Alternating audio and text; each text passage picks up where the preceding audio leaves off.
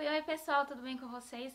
Eu sou a Célia e hoje eu vou dar minha opinião para vocês em relação ao livro Nada Ortodoxa, Unorthodox.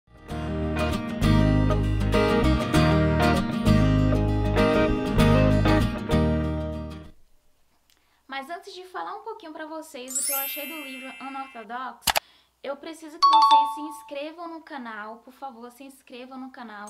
Eu preciso fazer com que esse canal cresça e eu só vou conseguir esse crescimento com a ajuda de vocês. Então compartilhe esse vídeo com seus amigos, peçam para que eles se inscrevam. Aí eu vou poder continuar aqui no YouTube trazendo mais vídeos para vocês e trazendo mais entretenimento. Então é isso, se inscrevam no canal, não esqueçam de deixar o seu like, não esqueçam de deixar um comentário falando o que você achou do canal, o que você achou do livro, suas sugestões de leitura. Então é isso, não esquece de me seguir lá no Instagram. Bom, o livro Nada Ortodoxa, ou Unorthodox em inglês, ele é da autora Deborah Feldman e ele é uma biografia dessa autora. Essa biografia ela foi publicada em 2012 nos Estados Unidos e essa daqui é uma primeira edição. Essa daqui é a primeira edição em inglês. Infelizmente, nós só encontramos essa biografia em inglês e em alemão. Essa daqui é a capa original em inglês. A capa que contém a atriz que interpretou a Deborah na Netflix, no seriado, na série, na verdade, série não, na minissérie Nada Ortodoxa, só está disponível em e-book. A autora Deborah Feldman é uma judia ultra-ortodoxa que faz parte da comunidade Hassídica Satmar, que fica localizada em Williamsburg, Nova York. Para quem não sabe, existem diversos grupos de judeus ultra-ortodoxos. Um deles é o grupo assídico ou racídico, que a maior parte está localizada lá em Williamsburg, que fica em Nova York. E existe uma pequena comunidade chamada comunidade Satmar. Essa comunidade Satmar, ela está localizada em Williamsburg também. Os judeus ultra-ortodoxos, eles preservam os costumes dos antigos judeus antes do Holocausto. Então, eles utilizam as mesmas vestimentas, as mesmas roupas, eles seguem os costumes à risca, eles seguem a Torá à risca. Então, por isso que nós vemos aqueles judeus com aquelas vestimentas tradicionais, as mulheres casadas, elas cobrem os cabelos, porque somente os seus esposos podem ver os seus cabelos. Eles são ultra tradicionais, ultra ortodoxos. Um dos costumes preservados pela comunidade ultra ortodoxa é continuar utilizando a língua deles original, que é o Yiddish. Além disso, os judeus ultra-ortodoxos, eles focam em um grande número de filhos, eles focam na reprodução, porque eles querem repor aquele número de judeus que foram perdidos no Holocausto.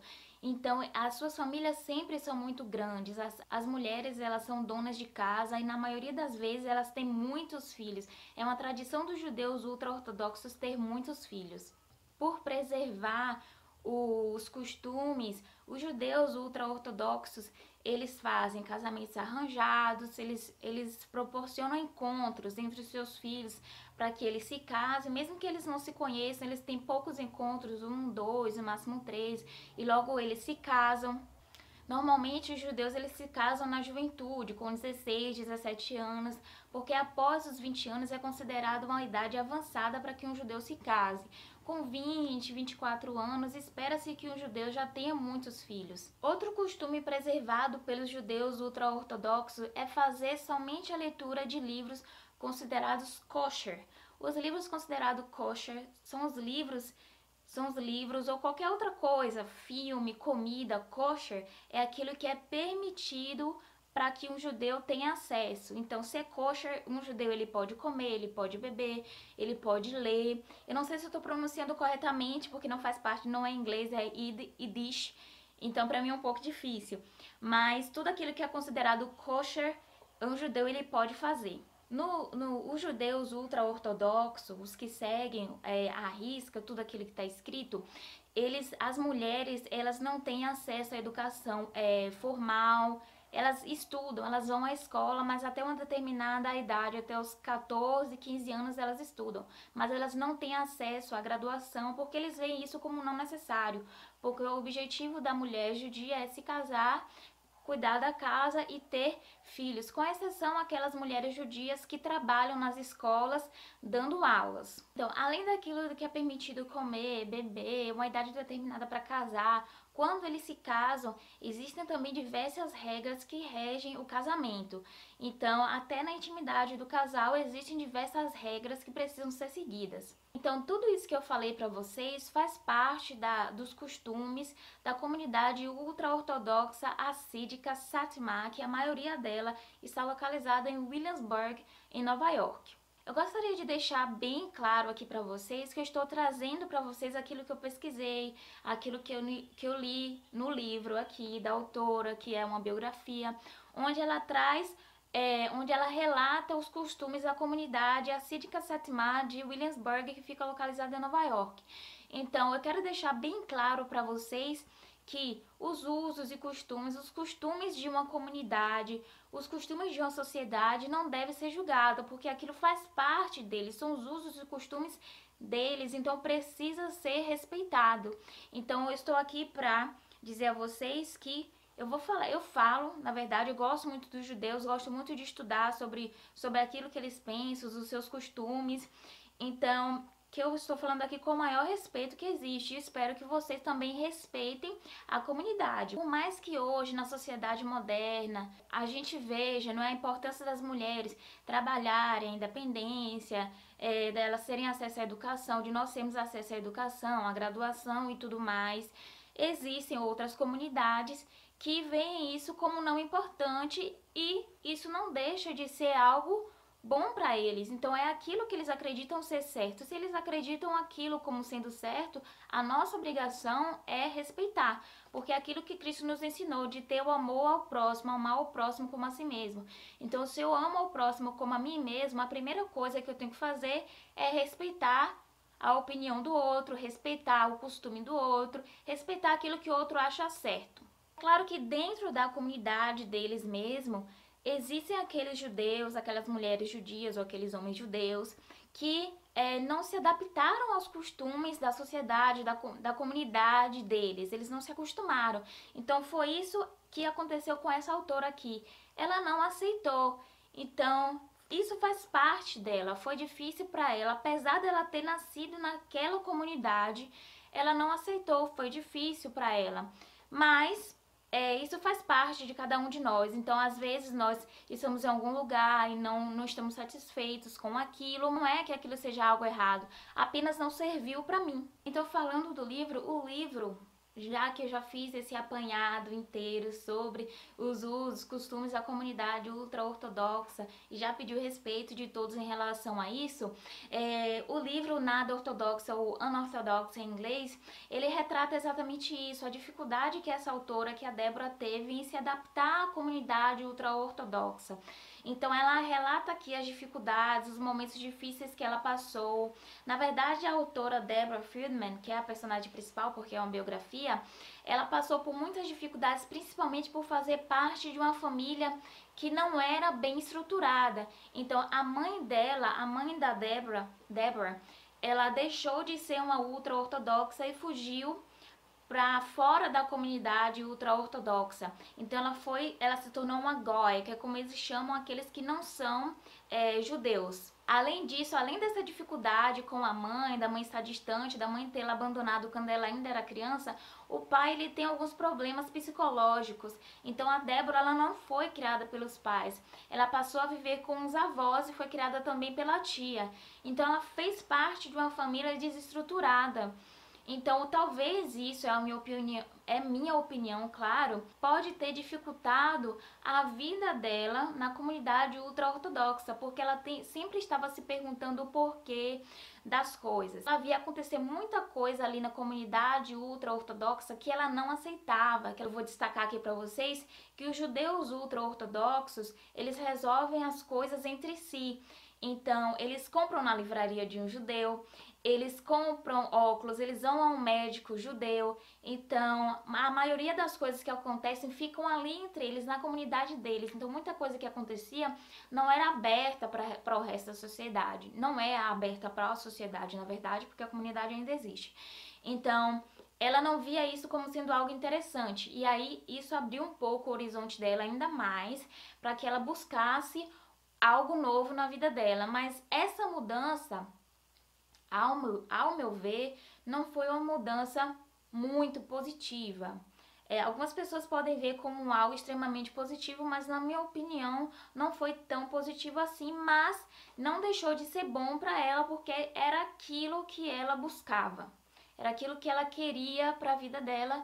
Então, claro que para ela foi algo muito bom do que aconteceu. Eu vou deixar vocês na curiosidade, eu não vou dar o spoiler do que aconteceu, porque o objetivo do livro é mostrar o tradicionalismo ultra-ortodoxo, a vivência da comunidade Satimá no dia a dia e mostrar a história da autora, aquilo que ela fez para que a vida dela tivesse essa grande mudança, essa grande reviravolta. O livro retrata realmente isso, o dia a dia ultra-ortodoxo e a mudança que ocorreu na vida dessa autora.